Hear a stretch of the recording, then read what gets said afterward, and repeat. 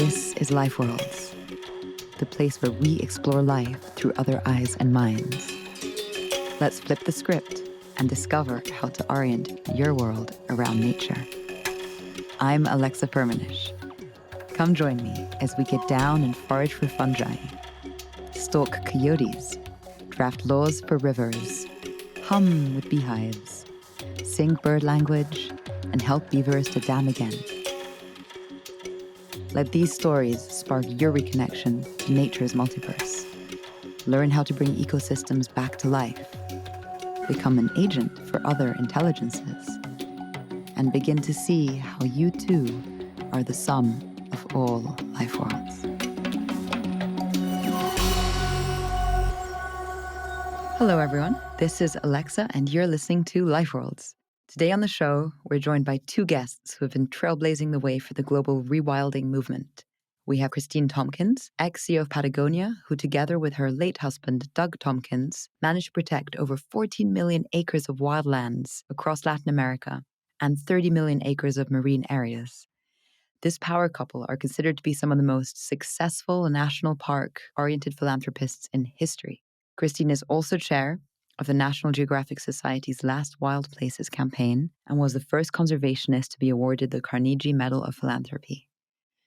Then we've got Derek Gow, infamous amongst rewilding circles for his leadership in reintroducing the beaver back into European landscapes. Through Derek and his delightfully funny and informative book, Bringing Back the Beaver, I've become somewhat obsessed with beavers, but more on that in just a minute. First, let's start with the basics. What is rewilding and why should you care about it? Rewilding is a very particular form of restoration ecology, which is a pretty fancy way of saying bringing nature back into a state of balance.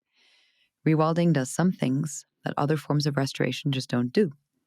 Most often, it involves reintroducing the missing parts and processes of an ecosystem, such as keystone or native species, carnivores, herbivores. Imagine jaguars, bisons, wildcats, water voles, shrews, aurochs, things big and large.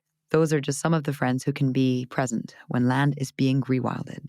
And when these animals return to somewhere they may not have been for hundreds of years, they do what they like to do best. They are themselves, and they begin to chomp, munch, trample, poop, eat. And this means that they begin spreading seeds, drawing down carbon, changing the vegetation of riverbanks, recreating and restoring all kinds of invisible relationships and behaviors that enable life to exist. Some animals are architects, like the beaver, who build dams that make nests for yet more species. And some animals actually need our architects to remove obstructions to allow fish and rivers to flow once more. Honestly, once I got into it, I found rewilding to be like the portal of Narnia that brought me into the life worlds of so many species, because it began to illuminate how each different part is magnificently affecting the whole. It stretches our minds, and it asks us to expand our empathy towards other species, to expand our ability to share, because we need to share our landscapes and allow these other lives back into their original homelands. So there you have it. Rewilding is about letting nature do its thing and enabling the Earth's natural rhythms to express and ebb and flow, and about us humans learning to cohabitate with other forms of life. With that as an intro, let's kick off with Derek Gow. I think you'll appreciate his fast-paced, no-nonsense take on just what needs to happen to scale up rewilding and what might stand in the way. Our conversation ranges from his delightful descriptions of restored landscapes to Elizabethan fat bishops, prehistoric cattle, wolf gods, and water voles that gorgonzola riverbanks. As always, the Life Worlds website has tons of resources to go down the rewilding rabbit hole. And if you enjoyed these abbreviated episodes, you can always tune into the full hours found right beside wherever you found us here. For now, here is Derek Gow.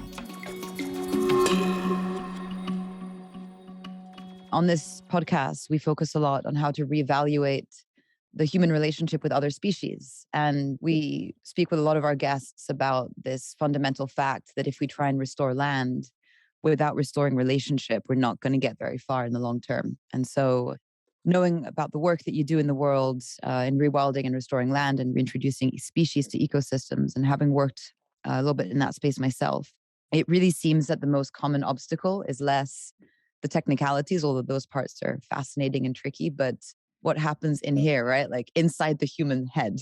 So to kick it off, I really want to ask you about these obstacles. And in your work, what is it that you keep butting up against that causes the frustration and the inertia that you see in the world? Yes, well, I mean, there's a friend of mine in Germany who's even bigger and fatter and more bearded than I am. And he will tell you with a German accent that managing beavers has nothing to do with the beavers themselves, it has everything to do with people.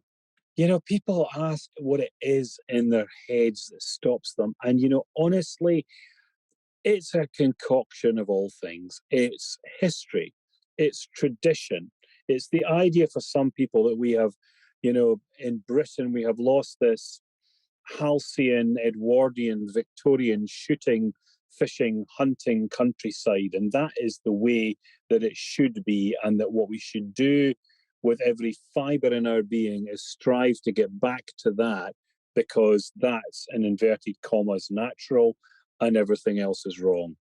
The idea for many people, especially when it comes to animals like the beaver or the wolf or whatever else, that we are going to live alongside anything that takes anything from us is just unacceptable. It's a farming, settler, elemental mindset, and it's very difficult to counteract.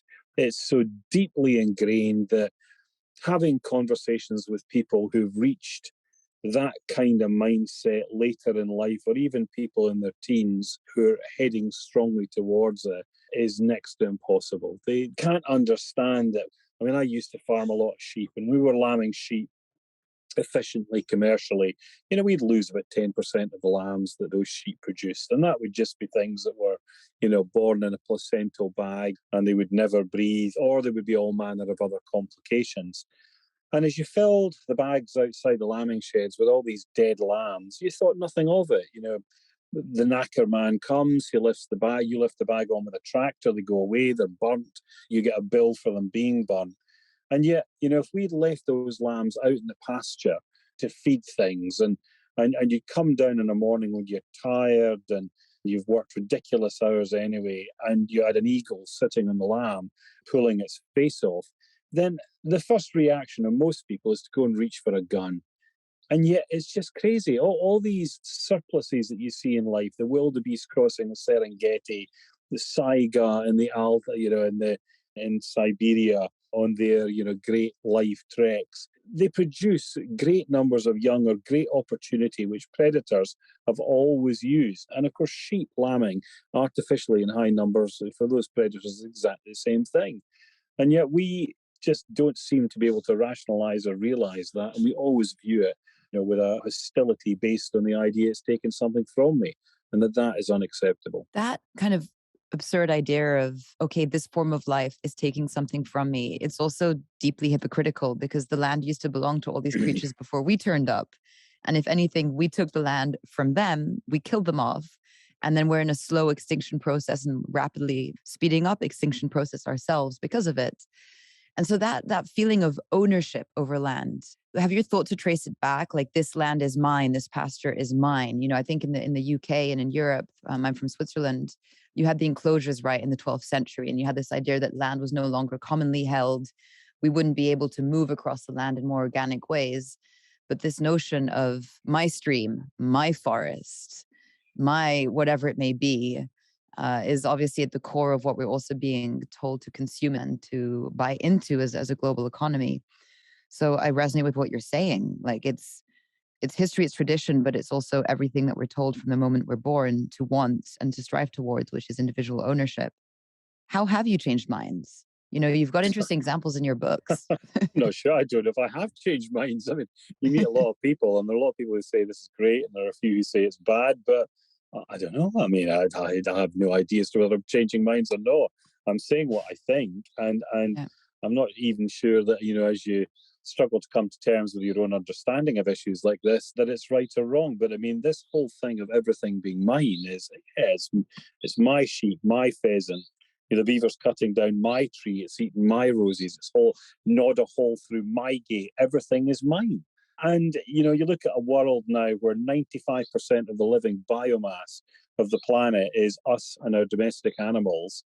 And regardless of the wonderful wildlife films you see on your TV on a Sunday night, you actually go out into the wider environment, which isn't a special nature reserve or something that's a relic landscape that people have preserved.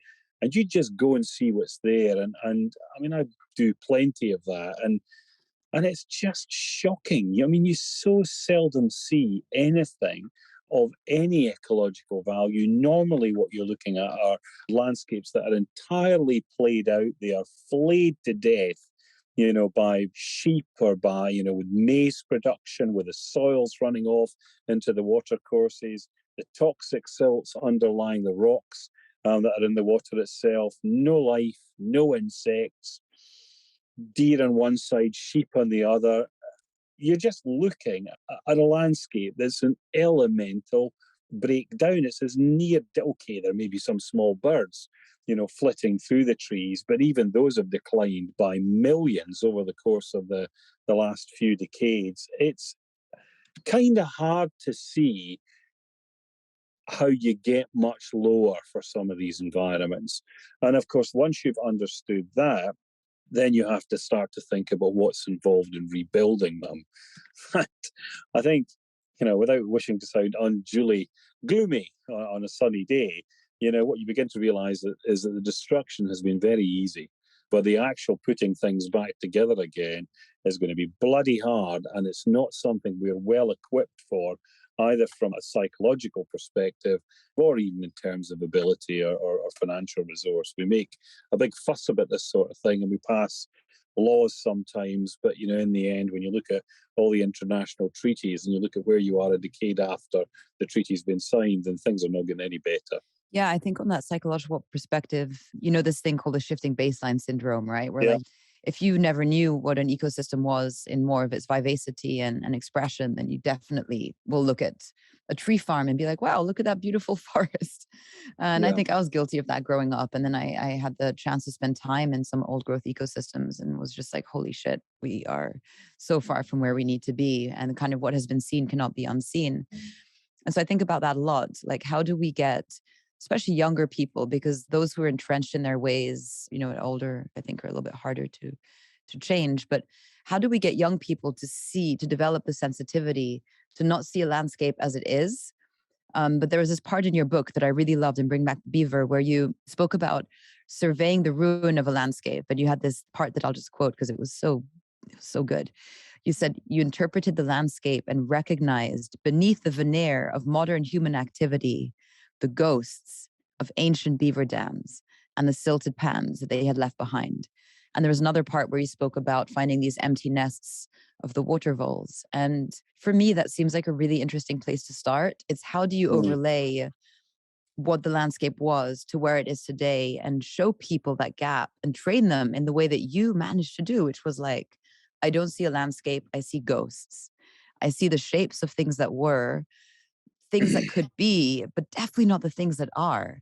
Like that seems like a really important skill to hone in young people as they're sort of growing up in these impoverished plains and moors. Well, you can talk to young people. And I mean, I've talked many times to many audiences as young people. I used to work in environmental education and I met many, and I'm not sure, well, I mean, the older you get, the more you realize actually that you don't know as much as you thought you did, but you certainly become much more insightful, I think, in time. Showing people these things is quite possible. There are many different forms of life that mark the earth with their presence, and some of those markings, for example, the kind of wonderful paths and flat booming platforms that kakapo parrots, used to make in New Zealand before they were forced out of their mainland habitats by a whole range of different introduced predatory species, still endure. And water voles are kind of like the same. The way they sculpt bank sides with their little feeding platforms and their burrows and their runs from the head of the riverbank to the base, these things last for, okay, do they last for centuries? Well, maybe not. But I mean, they certainly last for many decades after the animal's gone and are quite widely visible in many parts of Britain if you just care to look. I mean, the same with the beaver dams. Yeah, that beaver dam complex up on the Barbrook, I mean, it was quite something. And you look at it from the air and you look at where the water just sloughs backwards and forwards and backwards and forwards. And then you look at a modern beaver dam complex and you can see exactly the same pattern, with the big difference being that, of course, the modern dam complexes have trees, whereas that moor above Sheffield has no trees anymore because the trees were cut down by us in the Bronze Age and then possibly willow regrew at some stage when the Saxons were here. And then, there's been this process of wax and wane and wax and wanes, our fortunes failing and the fortunes of animals for a time recovering. But in the end, we got them all because, we became the dominant land force on this island. And, I do think it's absolutely the case. If you want to see, what an end game looks like in the Northern Hemisphere, then you just come to Britain, where we're worrying about tiny insects and bugs and hoverflies and lichen, because all the big creatures have gone. And the big creatures are the things that, through their natural activities, create living space for the small ones. And without, it's like having an engine and looking at a part of the engine and not really understanding that, even if this, I don't know, this air filter duct is important in its own right to ensure that, you've got some sort of process of heating or cooling in your car, that it doesn't work without the bloody engine. It's as simple as that. And what we've lost is the kind of pilot light and the boiler. Everything's still there in bits and fragments, but it's not working because the thing that drives it has gone. And that's really where the beaver came from, is that, it's the animal. If you put it in a riparian landscape, it will, fell the trees, create open sunny habitats, create pools, create complicated canals, allow the vegetation to flourish again, to produce its pollens and rhizomes and tubers that so many other species depend upon. But then the next challenge with that is that you realise that some of these species, like the water vole, which have lived alongside them for 40 million years, and which in its own right cuts myriads of holes, and by doing so gorgonzolas the beaver banks, it just isn't there. It's gone. It's gone, and it's the basis of the food chain. It's the basis of slowing the flow of water as well, because it complicates the bankings. It's the thing that diversifies the plant communities still further and extends the root systems by feeding untidily on them. And all those functions this little thing brought finish when the little thing's gone. And I'm quite sure that we're going to find, as we continue this journey, that there are going to be more and more creatures like this that either because of their absence or their presence or their compromise in certain environments just diminish still further the ability of other life to survive. So it's a complicated process. But then the good thing is, with the return of the beaver, you start the function again. The light goes back on, the engine starts to tick over, ducks come back in, newts return to breed. Your density of water beetles goes up by 400%. And every other guild of life that is still there is able to look at these green oases reforming. And if they can slither, fly, crawl, or trot, return to find them. In landscapes that have been very badly abused by us. So if you're a person of any intelligence, there's no problem about understanding that. And to come back to your initial question about what it is in people's heads that refutes this truth, the answer is I don't know. I mean, clever people come up with excuses as to why this is unacceptable, why, their lichen should be more important than a living, breathing, gurking, croaking, quacking world. And I don't know why they do that. I have no idea. It's not my mindset. It's something that's small and peculiar and that idolizes a hoverfly or a fish or a lichen, whatever. And those are the guys that are supposed to be on side and are supposed to be allies when it comes to species recovery. The farmers, you'd expect nothing other than opposition from. I saw that example on your Twitter feed this morning, and it's a group that I also respect immensely for some of their work. And I was actually very surprised to see that. Also because the lichen need the trees to be on, and if the ecosystem's dying and overgrazed, and it seems like a bit of a very myopic way of seeing an ecosystem for people who work with ecosystems. Well, I think it may be that the Trees for Life have gone along with other organizations who are infinitely less liberal than they are. But the problem is that I've just had a week where we've sat down with Natural England to discuss how we move forward with beavers, and really the return of the beaver is a fairly binary thing. It's like a colleague of mine from Denmark once explained, when it comes to the return of the wolf in Denmark, the wolf is a creature that divides the water. You are either for it or you are against it. And there isn't a middle ground. And therefore, you come at times to an elemental human struggle where you say it is either going to be one way or it's going to be the other. And if you believe firmly that your way is the correct way, then you have to fight for that. There will be some talking with people who are reasonable, and there will be education, and there will be persuasion, but there will be some people who oppose to the last cell in their body the course of action that you advocate. And they will do everything they can, literally everything they can, to ensure it does not happen. And that's just the reality. And therefore, trying to create something that's entirely inclusive, that brings them in, where we all sit down and have a cup of green tea and a nice wee chat and then move on, it's not going to be that way.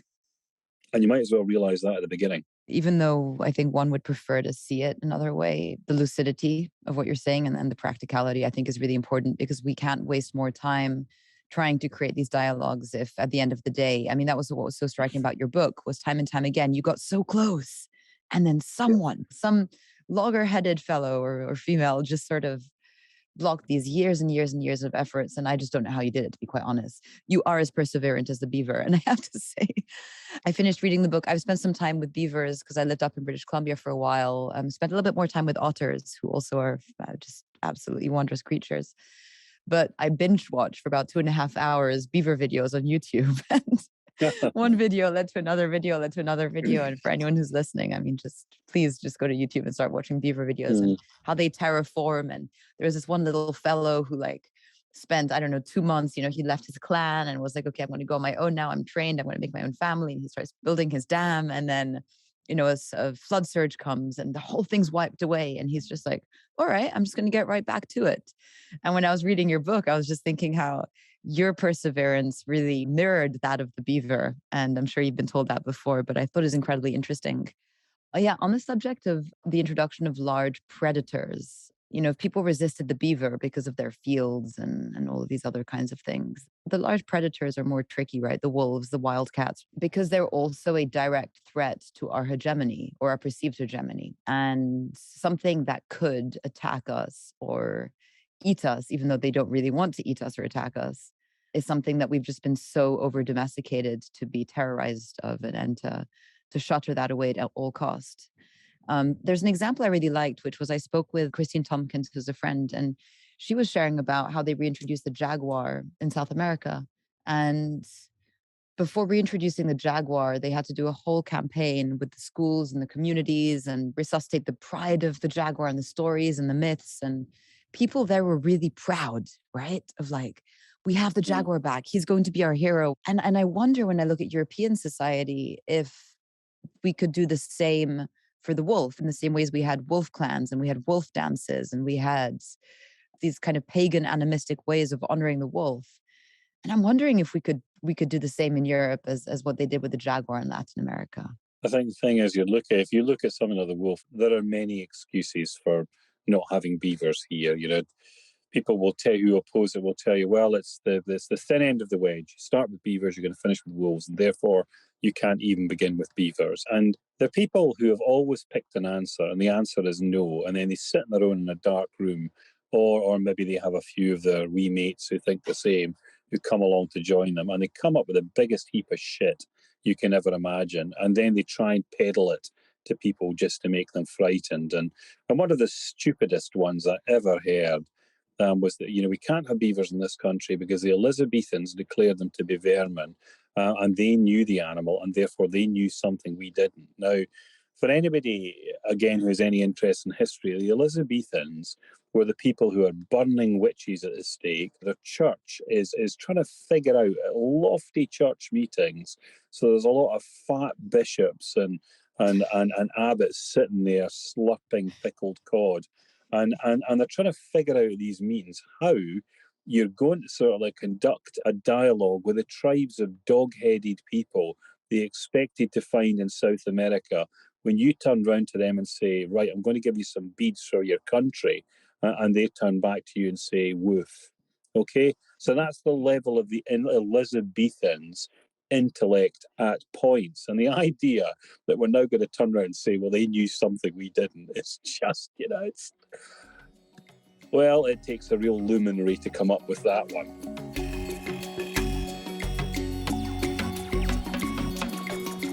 Well, folks, I hope you enjoyed listening to that quite as much as I did recording it.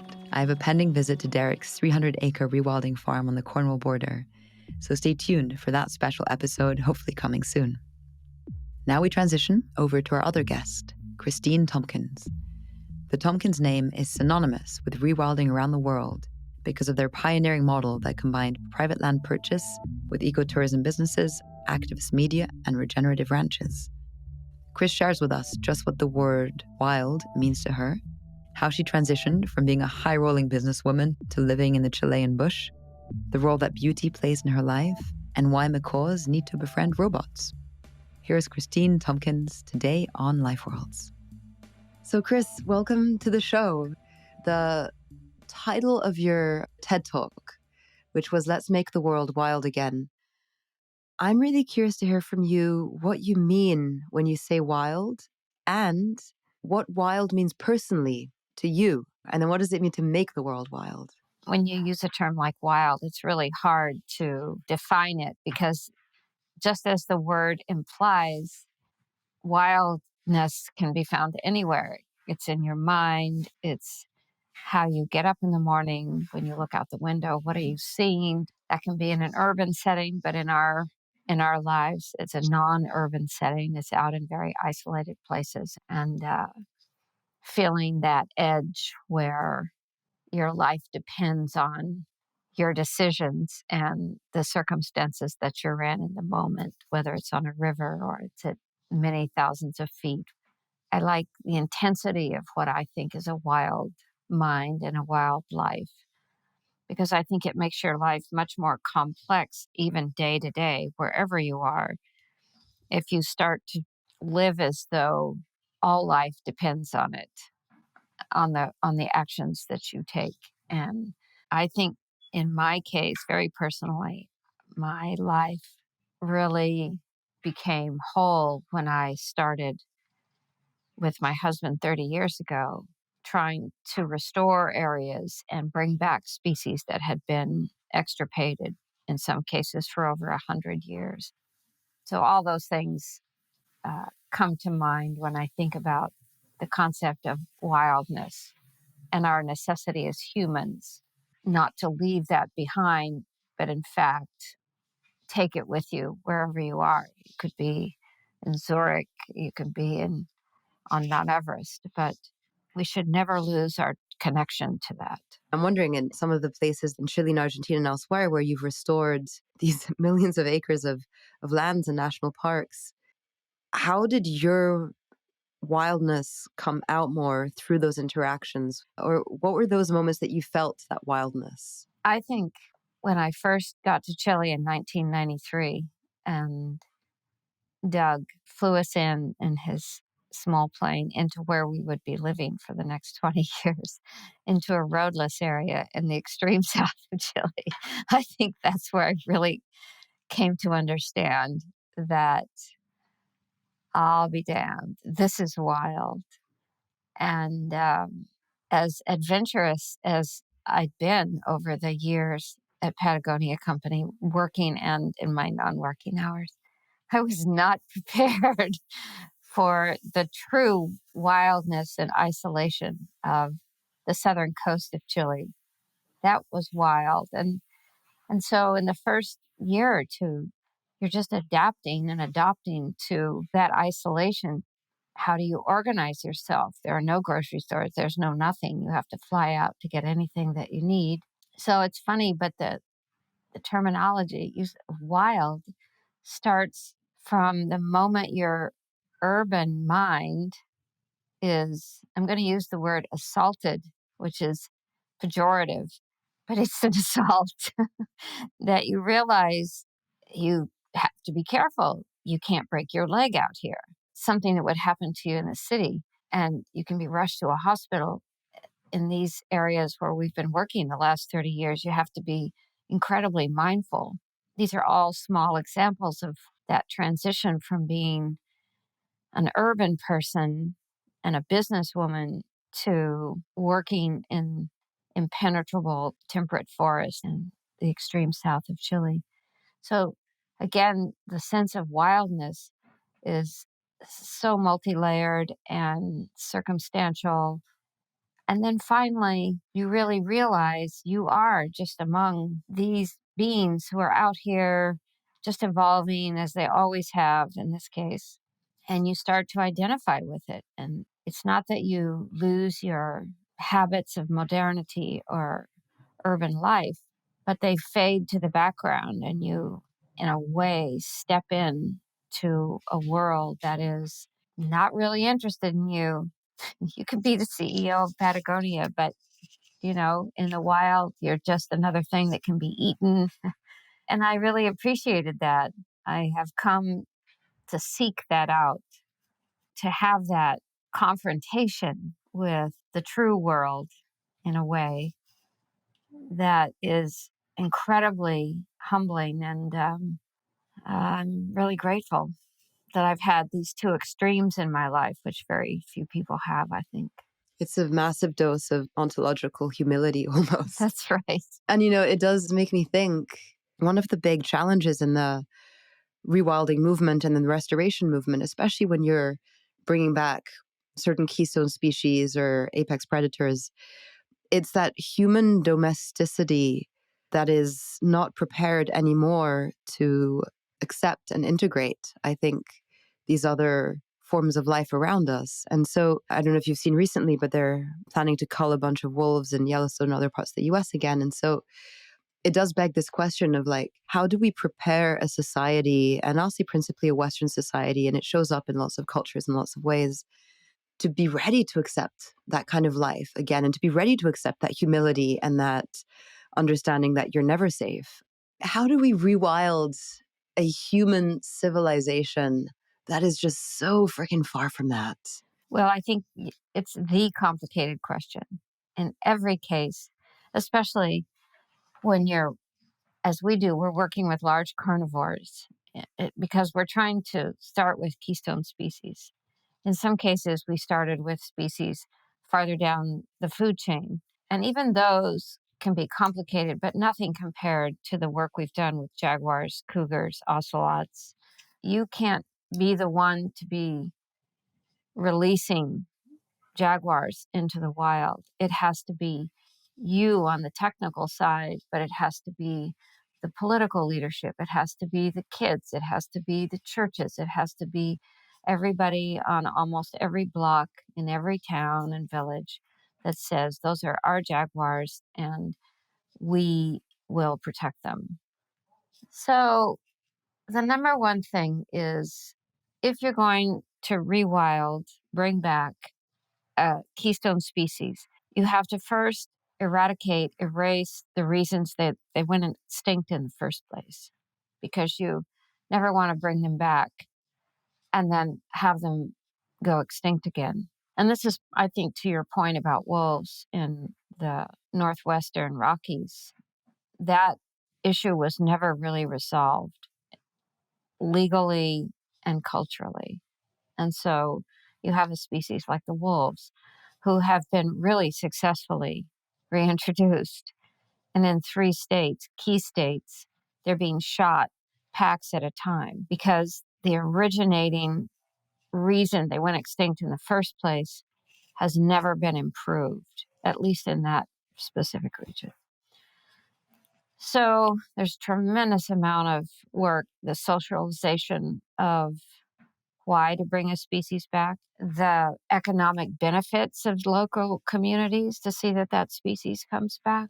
You become involved very deeply for a very long time in terms of local pride. And really, finally, as I mentioned, the economic benefit of having a fully functioning ecosystem, which is the only reason we do this. If you take Iberá National Park, where we are in northeastern Argentina, it's roughly 2 million acres of grassland and island forests. It's a vast wetlands. There are 10 communities around that wetlands and small villages, small towns. And we knew that to reintroduce jaguars, cougars, ocelots, that we had to get those communities enthusiastic about it at first. And for years, the only work we did was to socialize the idea that the rock star of the province has the opportunity to come home. Now, in that case, in Corrientes province, where we work on this project, the Correntinos have always seen the jaguar as their spiritual representation, so that it's been gone since the 1930s. Though people accepted it, they always mourned the fact that they were gone when their whole sense of self-identity was a jaguar.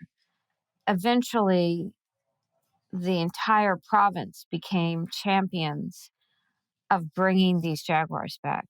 And it took us a long time to get the first jaguars into the breeding center, and then an even longer time to actually see them released and out into the wild. So there were years of anticipation, to the point where the people in Corrientes were saying, come on, get them released. We want wild jaguars. We don't want domesticated jaguars.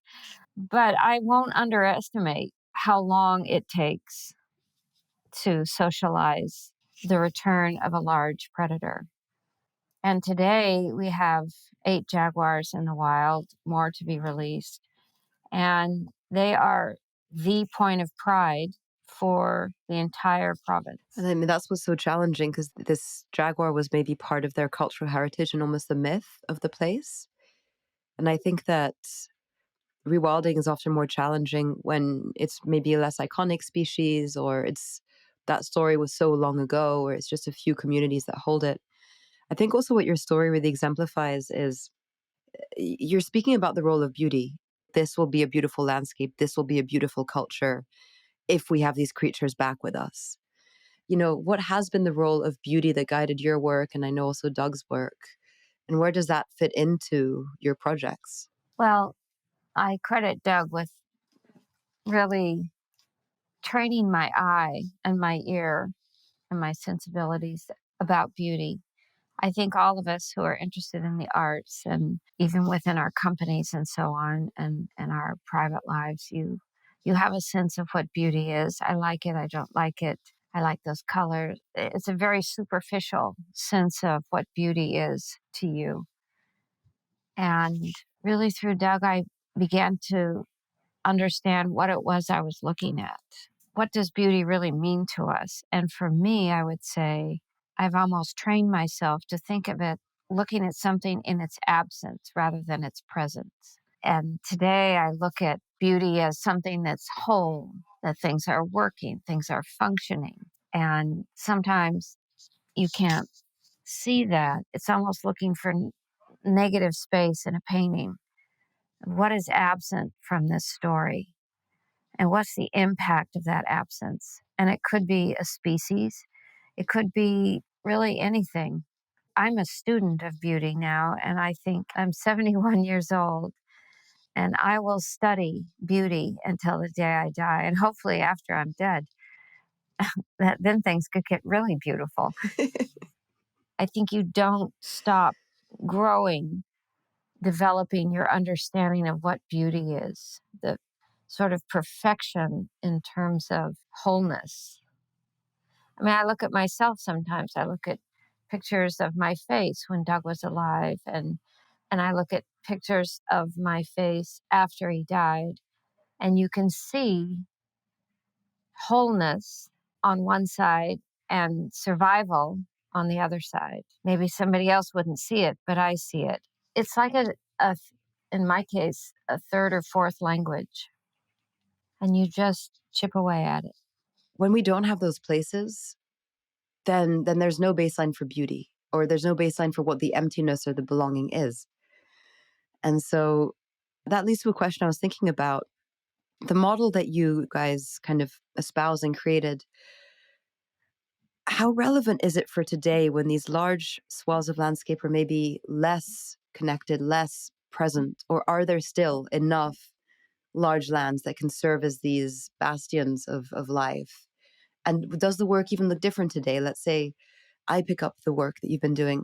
How do I do it differently? I think our work has changed tremendously over the years, even how we've looked at what we're doing. When Doug and I got started, we were involved with the activist issues around the world and so on.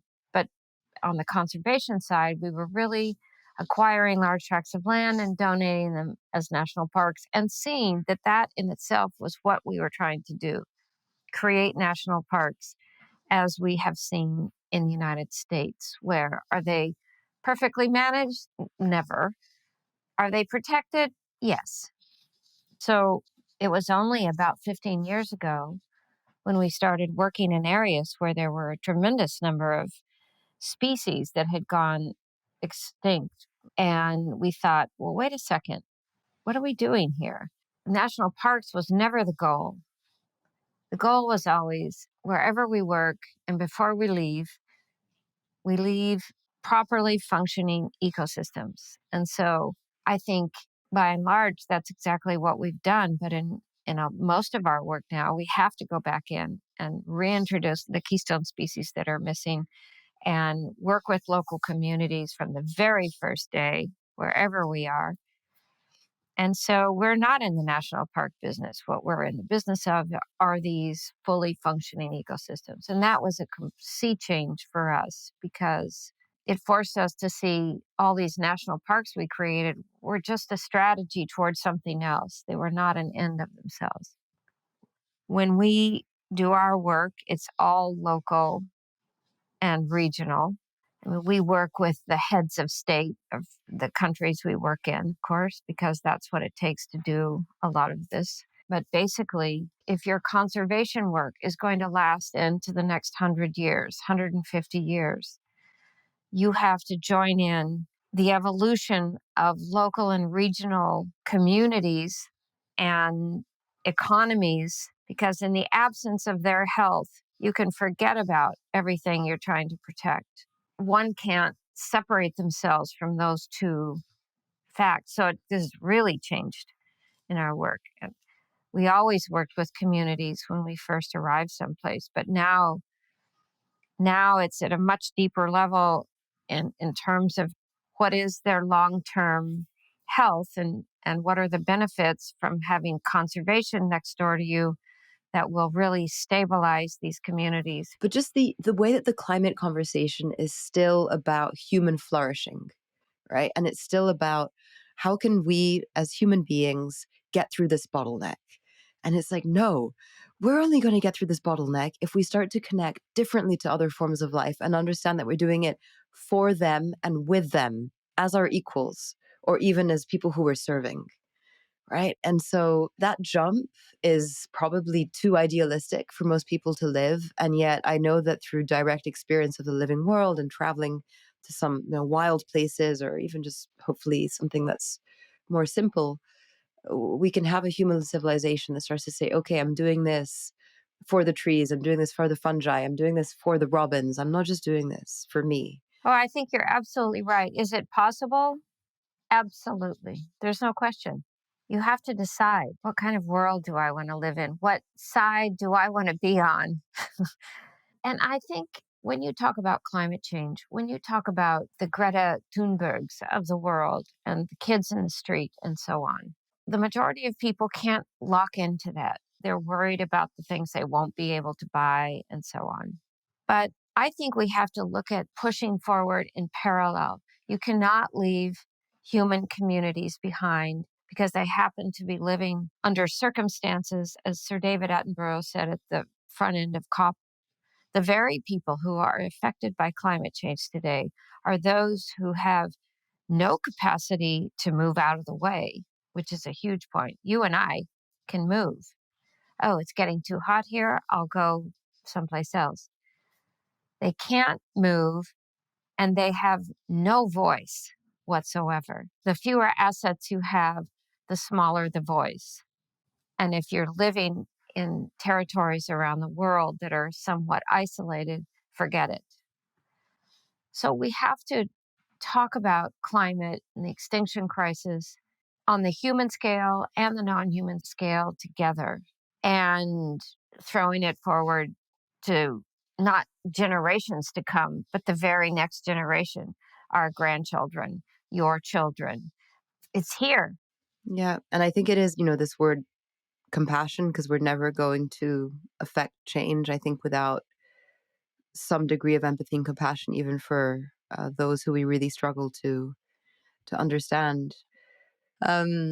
Something I try and ask guests, if we can get around to it, is there any particular species or creature or landscape that has brought you a life lesson? I would say the red-shouldered macaws. It was audacious. I was really not in favor of trying to bring them back because they'd been gone for 150 years. And it was very hard to find individuals at all. They had to come from Europe and all over. And when they arrived, they were fat, didn't know how to fly, didn't know what to eat, didn't know how to crack things open with their beaks. And they were just a shadow of who they actually were. And the team who taught these birds to fly, they didn't know what a threat was. So using puppetry, attacking a macaw puppet, and all the macaws sitting up in the cage screaming and crying because this wild cat is attacking a puppet macaw. And through that, this is months of training. So then they begin, if we see something that looks like this, then we have to fly away. And today they're flying in the wild, they're breeding, they're having chicks in the wild. I think we have 13 of them out now and many more to come. That told me that we are all deeply capable of being self-realized at any moment in your life, whether you're young or you're 85 years old, that those inherent, beautiful instincts that we have as sentient beings never blow out. We always have them. That's a wonderful story. It's like if the macaws can make it back into the landscape, we can too, right? That's right. Puppetry for birds to be reintroduced back. I didn't even know that kind of stuff existed. Yeah. Teaching them what to eat. What are the trees in the forest where they'll be released? What are the nuts and fruits they have? You have to go harvest those. And teaching them how to fly from A to B, but not flying in a straight line. How do you move your wings so you can fly through the middle of trees? I mean, this is months and months of training each bird so that they have the chance to be free and realize their lives and bring that species back. I feel like you should be training the macaws in one part of the land, and the next door you should be doing the human training, or like, all right, guys, this is how you make a fire. This is how you make a shelter.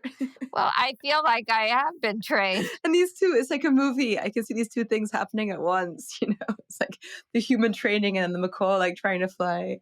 We have so much video on this, and when you come down, you'll see something that is a marvel. It is. Oh my gosh, I cannot wait. Kristine, thank you for being here. I love the conversation. No, thank you for having me, and I look forward to seeing you in Europe, not too far from here.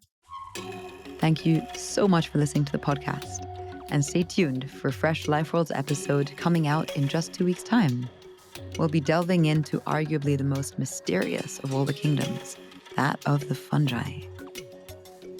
As per our tradition on the show, we will end with a fun fact that will bring you into a rather unexpected life world. We're going to imagine life as a beaver. You have 2 razor-sharp teeth that need to be constantly trimmed on fine wood. Your teeth are bright orange, and your brain has instincts which can map out how entire river systems are molded, redirected, and pooled. You live inside your den with your furry family, and your den is like a little wooded mansion, a 3-room home, complete with its own personal waterway for safe travel, winterproof larders, and concealed entrances, and even a chimney. Not bad, I say. So that's it from me today. I would love to hear from you, and please reach out to me on the website lifeworld.earth, where you can also find all of the show notes and an awesome open source library ranging from everything from ecology to technology and life at large. Subscribe to our email list, and I'll see you back here soon.